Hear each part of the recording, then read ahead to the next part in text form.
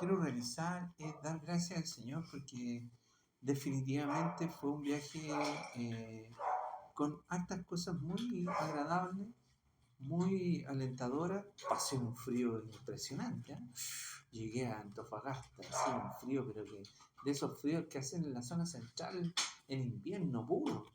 Y me tuve que abrigar muchísimo, no, fue complicado. El segundo día estuve mejor, ya se me pasó el frío, pero eso fue, digamos, una cosa muy circunstancial, ¿no?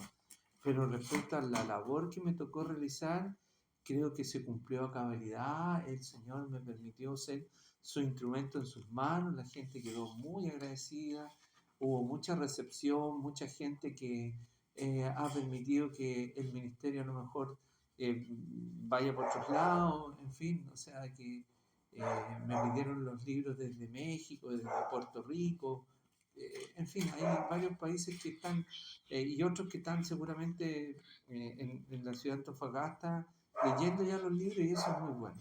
Así que le agradezco al Señor por haberme permitido el viaje y haberme dado la oportunidad de servir. Creo que eso hace que uno se sienta agradecido del Señor, el poder servirlo, ¿no?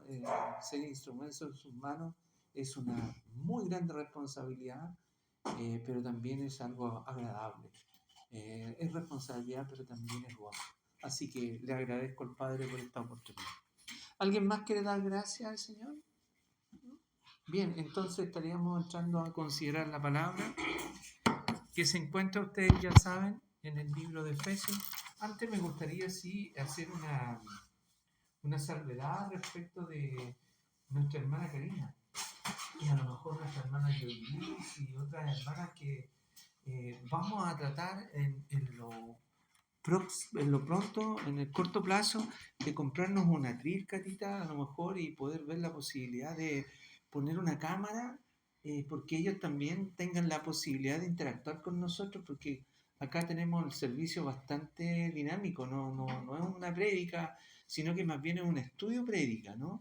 Y entonces ellos también a lo mejor pudieran tener dudas, que pudieran preguntar y que pudiéramos enriquecer aún más el mensaje con todos los aportes que ellas pudieran realizar, inclusive aún hasta Manuel puede agregarse estando donde esté, se puede conectar y nos pueda también aportar con su conocimiento y su experiencia respecto al Evangelio y cómo vamos trazando la escritura, porque si bien es cierto yo tengo tanto tiempo, pero somos carentes, somos limitados en muchos aspectos que otros las ven, y entonces desde esa mirada creo que sería súper bueno que nuestras hermanas y todos nuestros hermanos que nos siguen en las redes, que nos están conectando en la red, ellos pudieran también participar, así que veámoslo por Catita, ¿ya?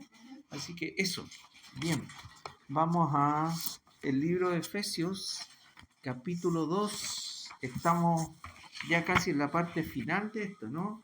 Habíamos avanzado, eh, hemos avanzado bastante en el capítulo 2, ahora nos corresponde ver, ¿cierto?, todo lo que es Efesios capítulo 2, verso 17. Vino a anunciar las nuevas buenas de paz a vosotros que estabais lejos y a los que estaban cerca, porque por medio de él los unos y los otros tenemos entrada por el mismo Espíritu al Padre.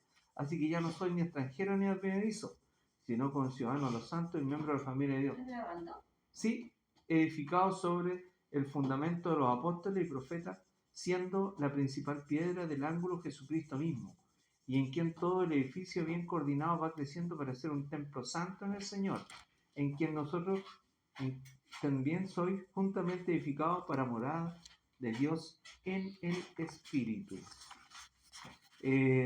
Vimos que Él era nuestra paz, que nos dejó su paz, ¿cierto? Abriendo en la carne las enemistades de los mandamientos, expresado en la ordenanza. Y vimos también en el 16, y mediante la cruz reconciliar con Dios a ambos en un solo cuerpo, matando en ellas las enemistades. Y ahí nos quedamos en trampón un poquitito en todo lo que la cruz marcó, un antes y un después, dijimos. En cada hijo de Dios se debe notar el hecho de que nosotros llegamos a la cruz. Y la cruz marcó un antes y un después, definitivamente, ¿no es cierto? Esto inició un nuevo andar. Antes de la cruz no había oración, ahora hay oración. Antes de la cruz no había lectura bíblica, ahora hay lectura bíblica. Y esto de la lectura bíblica es difícil ya de ser digamos, constante. ¿Por qué? Porque hay una lucha espiritual muy fuerte. La carne no le interesa el conocimiento bíblico. Por ella, lo mejor que puede hacer la carne es satisfacer el hedonismo, ¿cierto? La necesidad de autosatisfacción personal. Eso a la carne le encanta, ya sea en todo orden de cosas, con las mejores comidas, con las mejores entretenciones, con las mejores pasar, ojalá sin trabajar y pasarlo súper bien, tener todo. La carne es así, la carne es la carne. Y entonces cuando le decimos al espíritu que se sobreponga a la carne, la lectura bíblica es una forma en que nosotros vamos a tener mitigada la carne. ¿Entiendes? Por eso que yo encuentro que la lectura bíblica se hace muy difícil. Constancia en la lectura bíblica es difícil. Pero cuando tenemos la pasión por Cristo, lo podemos hacer. No había ofrenda, ahora hay ofrenda. No había sujeción, ahora hay sujeción. No se entendía el Evangelio. Antes de conocer a Cristo, Juanito, ¿tú entendías el Evangelio objetivamente? ¿Tú, Edith?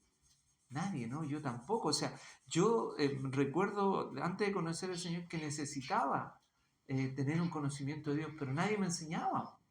Nadie nos enseñaba. No se entendía el Evangelio. Ahora hay entendimiento del Evangelio y se divide de acuerdo con el esfuerzo que yo haga en el Evangelio. ¿Entiendes? Yo ahora sí entiendo el Evangelio y entiendo que tengo carencia y entiendo que tengo necesidad y que nunca, aunque pasen 3 vidas, no voy a alcanzar a comprender todo el Evangelio en la dimensión de lo que significa la palabra de Dios. ¿Por qué? Porque es Dios mismo quien se manifestó a través del Evangelio. Entonces es muy difícil, pero eso no significa que no lo hagamos. Pero ahora sí tenemos la posibilidad de entender el Evangelio.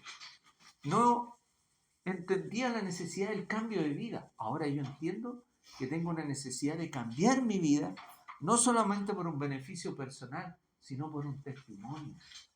Nosotros somos cartas vivas, como siempre lo recuerda Edith, el pastor Carlos, pero que Edith también lo tiene muy presente siempre. Nosotros somos cartas vivas que nos leen.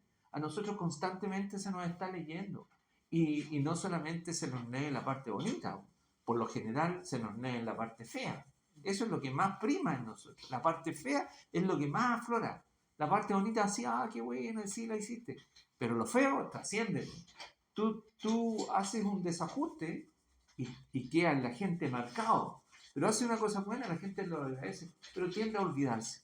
¿Entiendes? Entonces, por eso es que es importante. Ahora, y esto es clave, ¿no? No había dolor por el pecado. Ahora sí hay dolor por el pecado. No entendían el significado de la vida eterna. Ahora yo logro entender lo que significa la vida eterna. Todo esto lo logramos en la cruz. No entendía el que estaba muerto en vida.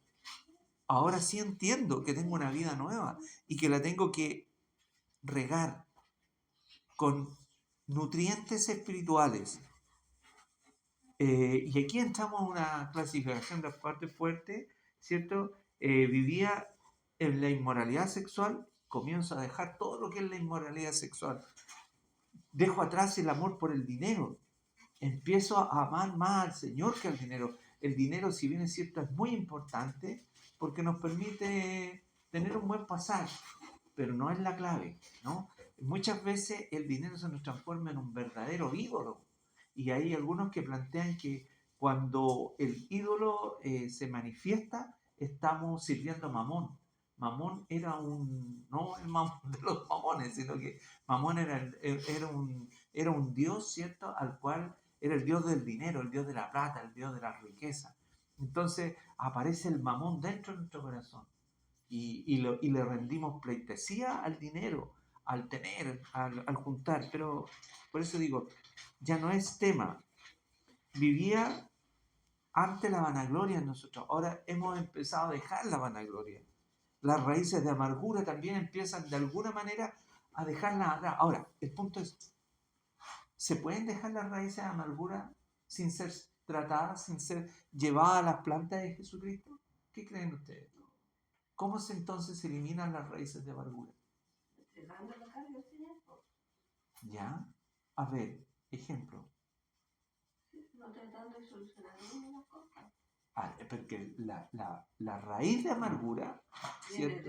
Está claro, es una raíz, es algo que está en. Nosotros vemos cuando sale la amargura de nuestros labios, de nuestros pensamientos, ese es como el árbol, la planta, el arbusto, pero la raíz está dentro del corazón. ¿Cómo cortamos esa raíz? ¿Cómo la eliminamos esa raíz? ¿Cómo creen ustedes? Y también es de generación en generación. ¿Se traslada o no? ¿No se hereda? Lo que pasa, respecto a eso vamos a hacer un paralelo al estudio. Lo que pasa es que tú aprendes de acuerdo al modelo, hijo. El modelo que tú tienes son tus padres.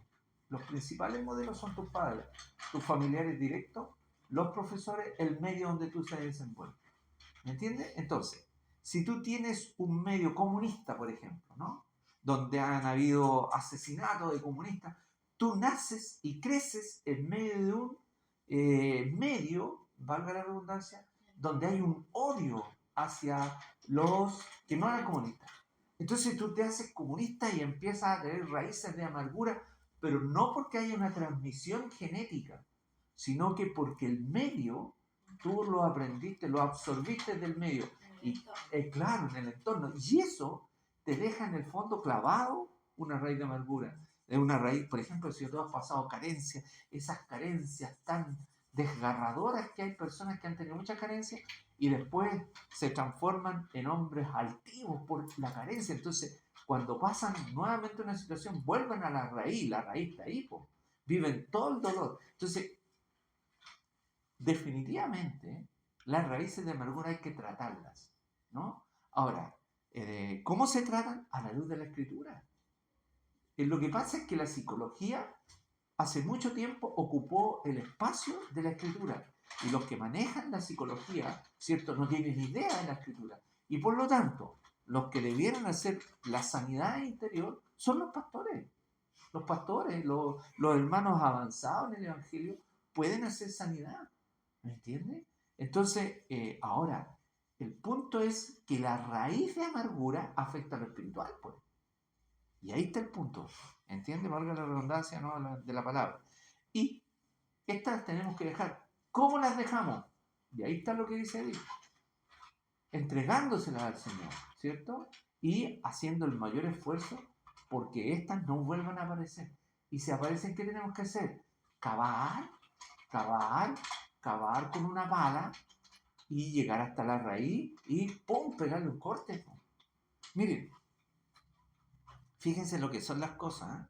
Yo en mi trabajo todas las mañanas me toca, digamos, ver a la entrada de mi trabajo, yo hago el ordenamiento de los vehículos, porque yo me ofrecí para eso porque veía que habían serios problemas. Pero voy a que cerca del grifo de donde está la escuela, empezaron a salir unas plantitas, y salieron esas plantitas, entonces yo dije, estas plantitas si llegan a salir, están todas muy juntas. Y las saqué todas y dejé una sola. La más derechita la dejé.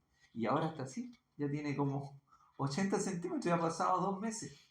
¿Entiendes? Entonces, cuando le hice el hoyo, porque después que la vi cuando salió, la saqué y la dejé ahí. No le puse. Pero después dije, le voy a poner harto cuidado a esta plantita.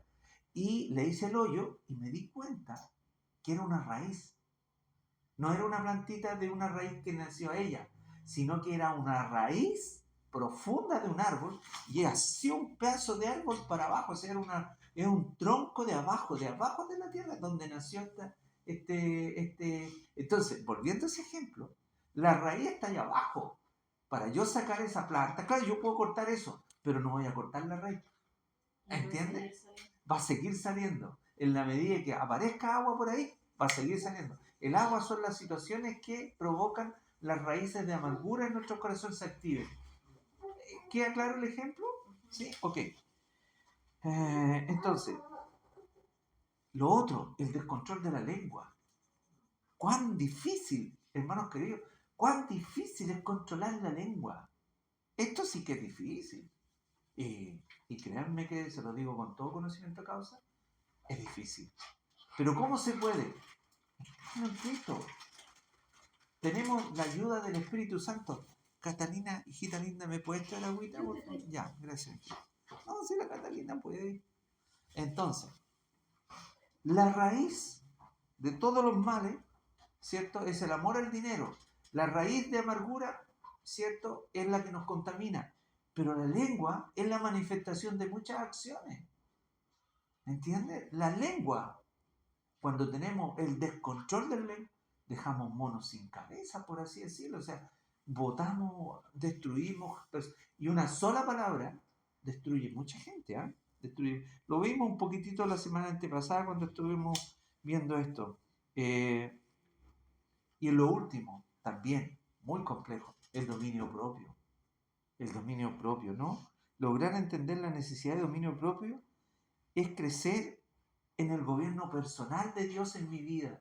O sea, hay un esfuerzo del Espíritu Santo en tratar de moldearme a la imagen de su Hijo Jesús, pero también hay una parte nuestra en yo dejarlo ser a Él. Gracias, mijita. Gracias. Uy, no trajiste nada, pues, Catita. Estaba muy pesado. Entonces hay un esfuerzo también personal por lograr dominio propio, sobre todo frente a la injusticia. ¿Qué dijo el Señor Jesucristo frente a la injusticia? Guardó silencio.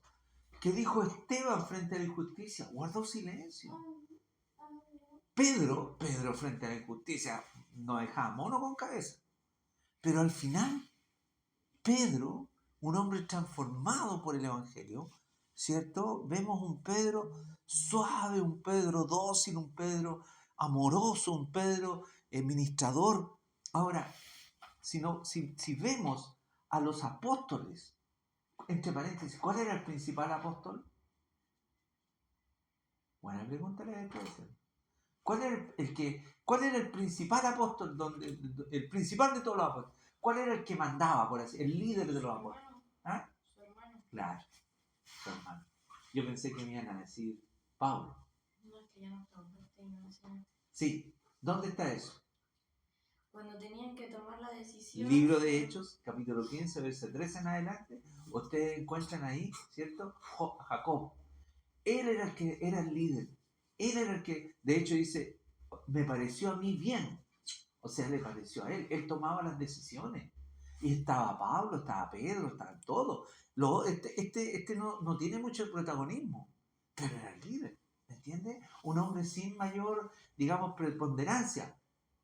Pero para llegar a ser líder, ¿qué tenía que ser? Era un hombre dócil, un hombre que nació conociendo a su hermano Jesucristo, ¿cierto? Lo conoció como hombre, lo conoció como amigo, lo conoció como hermano mayor, seguramente tuvieron alguna discusión, vaya a saber cómo habrá sido la crianza, ¿no? Pero lo vio y llegó a ser un hombre dócil, que tomaba decisiones de acuerdo con el Evangelio. ¿Ya? Y por último, no necesitábamos pureza espiritual. Ahora comprendo la necesidad de la pureza espiritual. ¿Ya? Ahora, ¿puedes leer tú, Juanito, el verso 17, por favor? Y vino a anunciar las buenas nuevas. Y ahí nos conectamos con lo nuevo. Sí, y vino y anunció las buenas nuevas de paz a vosotros que estabais lejos, de los que estaban cerca. Ya. A unos y a otros, ¿cierto? A judíos, a griegos, gentiles, romanos, etcétera, etcétera. Ahora, todos tienen la posibilidad de alcanzar las promesas de paz. Todos tienen la posibilidad. Todos. El punto es, ¿la alcanzan? No.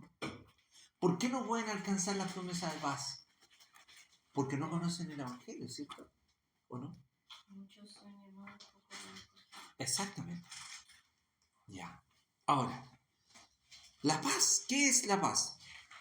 Es una relación de armonía entre las personas. Eso es la paz. Ahora, y la pregunta es, ¿qué es efectivamente la paz. ¿Qué es lo que es la paz? Desde el punto de vista bíblico. Eso. ¿Qué es la paz, don Juan, desde el punto de vista bíblico? Yo, Gálatas 5:22. Lean.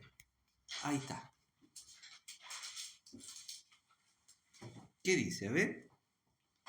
Gálatas 5:22. El fruto del amor. No, el fruto del Espíritu. El fruto del Espíritu es amor, gozo, paz, paciencia, benignidad, bondad, fe. ¿Pero qué es la paz? ¿Qué es la paz? El Porque fruto si del le dijo Espíritu. Es un fruto del Espíritu, mijita. ¿Te fijas? O sea, el Señor cuando dijo la paz, os dejo. ya vamos a llegar allá. Ya vamos a llegar allá. ¿Qué es lo que es la paz? Es un fruto del Espíritu. Tú eres trabajado por Dios en tu interior para que dé fruto. ¿Entiendes? Así como recién decíamos que de nuestros labios salen cosas feas porque tenemos un descontrol de la lengua, así la paz está inundando nuestro corazón como fruto de un árbol hermoso que es trabajado por el Espíritu Santo dentro de nosotros, nos da paz en medio de todo. ¿Eso es así? ¿O se nos desestabiliza la paz? Claro que se nos desestabiliza porque tenemos los atentados de la carne. Po. La carne no quiere paz. No, la carne quiere inmoralidad sexual, amor por la vanagloria, quiere todas estas cosas que acabamos, quiere expresarse cuando nos agreden, ahí inmediatamente cortamos cabeza o cuando nos es contrario lo que piensan diferente de nosotros, chuta, lo dejo a un lado, lo elimino, lo cerceno, en fin. Sin embargo, si tenemos el fruto de la paz, vamos a esperar en esa paz y vamos a transmitir la paz. Ahora, como bien tú decías, Edith, la Escritura dice, la paz, cuidado con esto, la paz os dejo. Y después dice, mi paz, ¿qué dice? Entonces, la paz de Dios la dejó para el mundo. El mundo no la quiere, la paz la dejó, que Él es la paz. Pero mi paz, ¿qué pasa con eso? La paz os dejo, mi paz os doy. Yo no la doy como la da el mundo. No se turbe vuestro corazón. ¿Y qué dice? Ni tengan miedo. ¿Entiendes? Entonces ahí, como tú bien decías, Edith, hay una paz que el Señor dejó para el mundo y otra paz que nos dejó a nosotros. A nosotros que amamos al Señor, el Señor nos dio la paz. Y entonces, ¿qué es lo que es la paz? La paz es el barómetro que me indica cómo estoy yo, ¿cierto? Espiritualmente delante del Señor. Porque frente a angustias, frente a problemas, frente a decepciones, frente a situaciones laborales estresantes, frente a accidentes, frente a cualquier situación, nos desestabiliza y perdemos inmediatamente la paz y el gozo. ¿Me entiendes? Entonces, la paz es una relación de armonía entre las personas. Ya, eso mirado desde la RAE. Ahora, la paz de Dios es, en simples palabras, es la deuda del pecado cancelado. ¿Entiendes?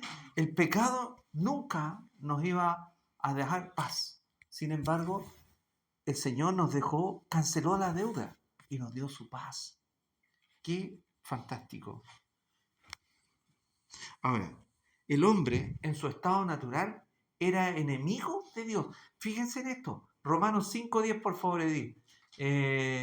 Isaías, Antiguo Testamento, Isaías Catita 9:6. Por favor, busquémoslo, ¿ya? Catalina, hija linda, ¿tú puedes buscar en la Biblia ya o no? ¿Puedes buscar en la Biblia? No, entonces vaya a buscar mi agüita, si no puede buscar. Gracias, hija linda. Cuando esté más grandecita, va a empezar a buscar en la Biblia. La chica, está durmiendo. ¿Sí? ¿Estamos listos? ¿Qué dice Edith? Porque si siendo enemigos fuimos reconciliados con Dios por la muerte de su Hijo, mucho más, estando reconciliados, seremos salvos por su vida. Ya. ¿Puedes leerlo de nuevo en Romanos 5:10? Porque si siendo enemigos, Ya, éramos enemigos. ¿Ves? fuimos reconciliados con Dios por la Ya. muerte de su Hijo. Ya, Mucho más, estando reconciliados, seremos salvos por su vida. ya. Éramos enemigos. Nosotros éramos enemigos de Dios. Éramos definitivamente contrarios a Dios. ¿Qué dice Isaías 9:6, Katy? Porque un niño nos es nacido, hijo es dado, y el principado sobre su hombro, y se llamará su nombre admirable, consejero, Dios fuerte, Padre eterno, príncipe de paz. Ah, príncipe de paz. ¿Me entiende? Él nos dejó su paz. Él nos dejó todos estos frutos. ¡Ah, chupaya!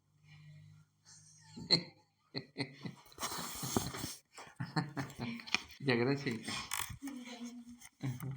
Ok, entonces, siendo enemigos, por eso que lo tomé así, desde esta perspectiva, nos reconcilió y nos dio su paz.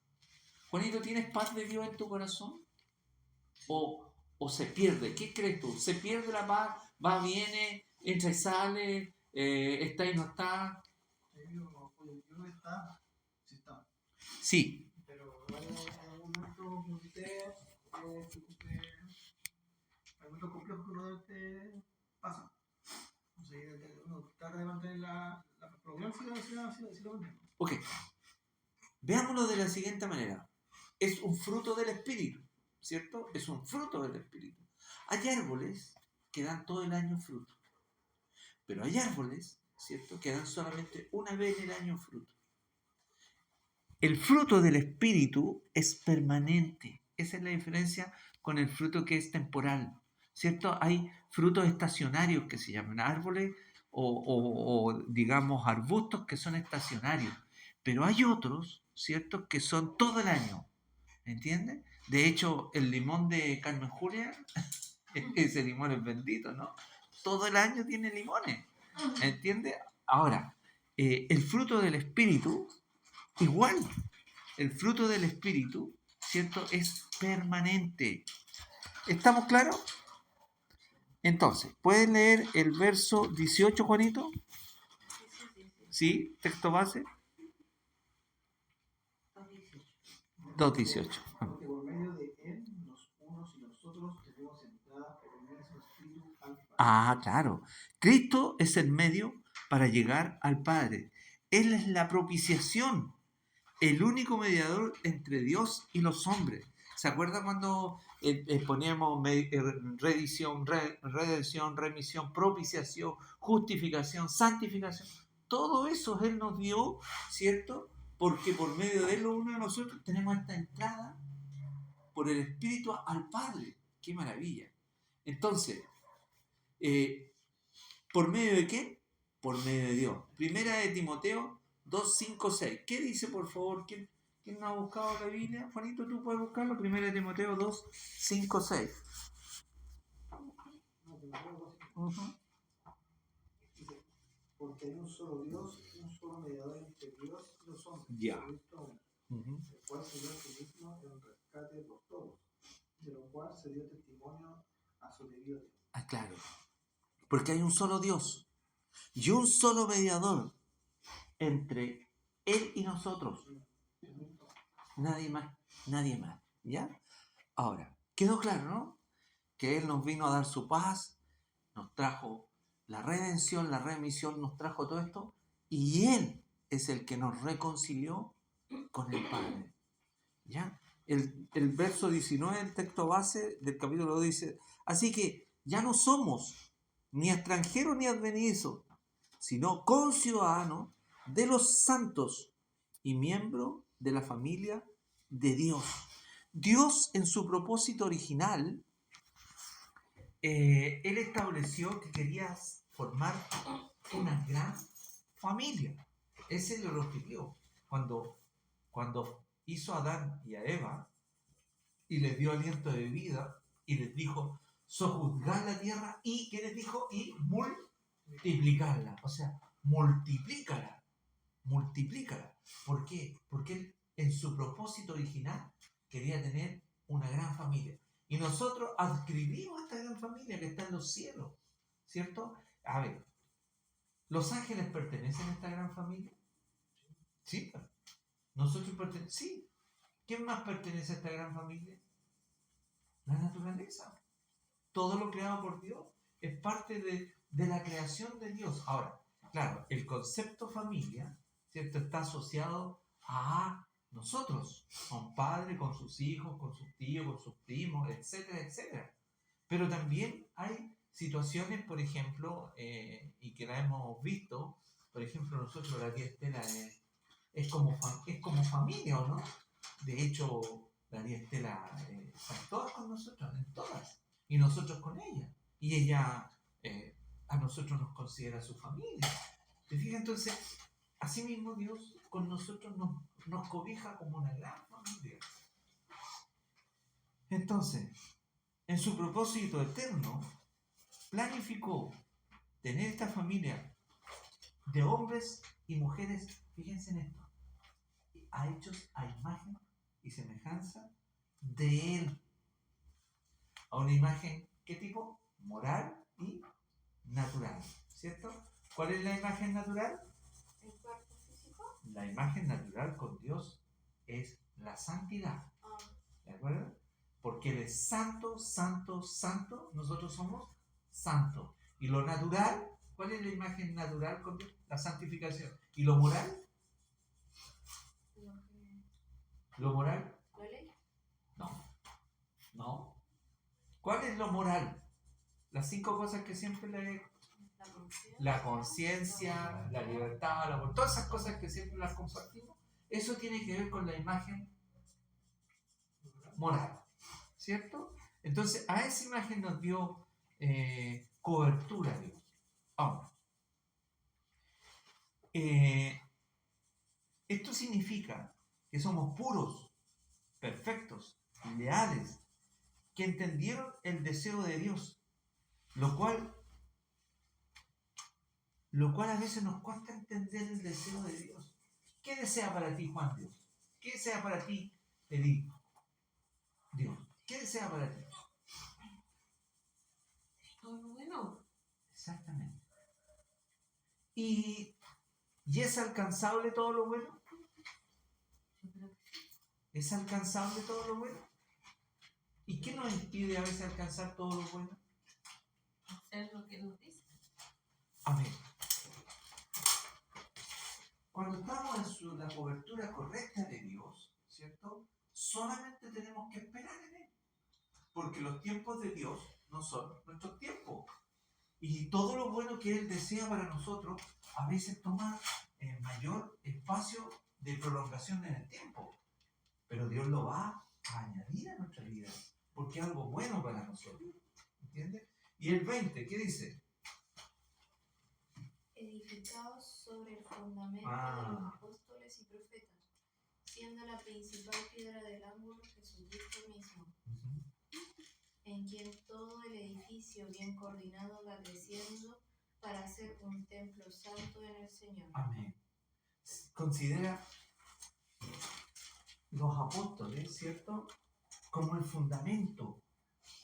Aquí le da valor a los apóstoles y a los profetas, es decir, al Nuevo Testamento y al Antiguo Testamento le da valor, siendo la principal piedra del ángulo, ¿quién? Cristo. Ahora, ¿cuál era el apóstol más importante? Ya lo vimos. Desde el punto de vista de la enseñanza, ¿cuál es el apóstol más importante? Pablo. Desde el punto de vista del liderazgo, Pedro. no, ¿No? Jacobo.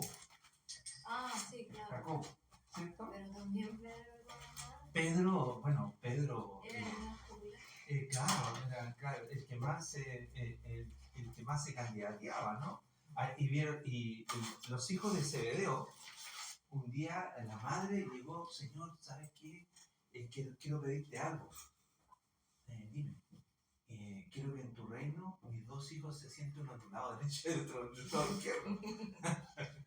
Pedía poca cosa. ¿Y qué le dijo el Señor? No me has dado a mí eso, dártelo a ti. Eso solamente lo va a dar el Padre. Pero cuando supieron los demás, la mandaron hasta el infierno, porque ¿cómo se le ocurre pedirle algo así? ¿Entiendes? Y además, es curioso ese pasaje bíblico. Yo en una cierta ocasión lo analizamos porque las mujeres, las mujeres no hablaban con los hombres, porque los hombres no le permitían que se acercaran. Sí, Jesucristo fue el único que empezó a valorar a la mujer. ¿Entiendes? Ahora, esta mujer hizo algo completamente fuera de toda lógica. ¿Por qué? Porque se acercó a pedirle algo a Jesús que era imposible. ¿Entiendes? Ahora, ellos eran apóstoles y siguieron siendo apóstoles, pero sobre eso el fundamento de quién de los apóstoles transformados por la gracia del Señor. ¿Me entiendes? No esos apóstoles que estaban antes del Pentecostés. ¿Cuál es la diferencia entre los antes y después del Pentecostés, Juanito? No tenían el Espíritu Santo. Exactamente.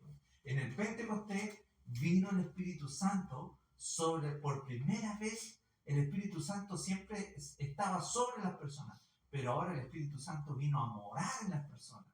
Y esa es la gran fortuna que tenemos nosotros, que a veces ni siquiera la valoramos, que el Espíritu Santo está dentro de nosotros.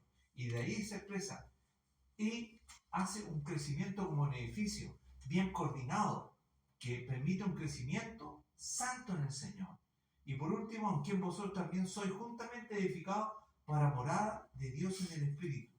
Ahora, el punto es, ¿dónde está el Espíritu? Y con esto concluimos. ¿Dónde está el Espíritu para morada del Espíritu? Y aquí me llevé un sorpresón mayúsculo, porque estaba estudiando harto esta cuestión, ¿cierto? Y, a ver, les quiero compartir algo que me ha pasado, que de alguna manera me desequilibró un poco. ¿Se acuerdan cuando, a ver, de acuerdo como hemos sido enseñados, como creemos, ¿cierto? Si nosotros fuimos enseñados en el Evangelio bajo la línea del calvinismo, vamos a tener esa metodología y esa creencia. Si hemos sido enseñados en el arminianismo, vamos a tener esa creencia. El arminianismo plantea que la salvación se pierde. Y para confrontación de mi vida, yo fui enseñado en el arminianismo. Y darte cuenta que esta enseñanza, a la luz de la Escritura, no tienen tanto fundamento como esta otra, que la salvación no se pierde, es un conflicto enorme. Y hasta que tú lo asumes y lo superas, vas a entender lo que pasó con eso. Pero ahora me veía enfrentado a otro conflicto grande que en la iglesia del pastor Carlos nunca se ha tocado, pero que por una inquietud personal yo quise entrar a descubrir lo que se llama la tricotomía y la dicotomía respecto del espíritu. A ver, nosotros somos cuerpo, alma y espíritu. Esa es una visión, Edith, tricotómica, ¿ya? Y una visión dicotómica significa que somos cuerpo, alma y espíritu juntos. Por eso que tomé, mira, ¿qué decía lo último? Decía el pasaje bíblico, decía, porque aquí vosotros también juntamente edificados para morar de Dios en el espíritu, ¿cierto? Ahora, fíjense en esto. Yo revisando la escritura profundamente, porque me he dedicado a estudiar harto la escritura en este último tiempo, me fui dando cuenta que hay algunos que plantean, ¿cierto? Y tienen alto fundamento para decir que el cuerpo y alma y el espíritu es un trino, porque Dios es trino, el hombre es trino. Pero estudiándola firmemente me estoy dando cuenta que en el espíritu y en el alma hay sentimientos. Y yo ahí quedé, a ver, ¿qué pasó con esto? ¿Qué sucede? O sea, ¿por qué? Porque los sentimientos se supone que están en el alma, ¿o no? Y no en el espíritu, que el espíritu es la morada de Dios. ¿Y por qué el espíritu tiene sentimiento? Dice, está afligido mi espíritu. Hay aflicción de espíritu. Hay dolor en el espíritu. Entonces se me empezó a ver, oye, a ver, ¿qué está pasando con esto? Porque para mí, todos los sufrimientos y los pesares estaban en el alma y no en el espíritu. pero revisando versículo por versículo, que son cientos de versículos, hay muchos versículos, me fui dando cuenta que en el espíritu se producen los mismos efectos que en el alma. Entonces empecé a revisar la dicotomía y empecé a ver el sustento de la tricotomía con la dicotomía y me doy dando cuenta, para sorpresa mía y para cacheteo personal por no haberlo estudiado antes, que pareciera ser que aquí hay un conflicto, ¿cierto?, sin resolver y que tenemos que seguir revisándolo. ¿Por qué? Porque el único problema que tenemos con los tricotómicos y con los dicotómicos es que ellos piensan, y aquí no les compré esa, que el alma, ¿cierto?, una vez que sale, sube a Dios. Y la Escritura dice otra cosa. Entonces yo estoy en un conflicto ahora, así que eso se lo voy a dejar pendiente, no sé si 1, 2, 3, 4 semanas más, pero en un día lo voy a resolver, ojalá lo más pronto posible, para determinar qué somos, si dicotómico o tricotómico, pero a la luz de la Escritura, porque todo lo resolvemos a la luz de la Escritura. ¿Sí? Ok, que Dios les bendiga. Oremos porque viene Santa Cena, que el Señor nos guarde, que el Señor nos ayude. ¿En serio yo dije?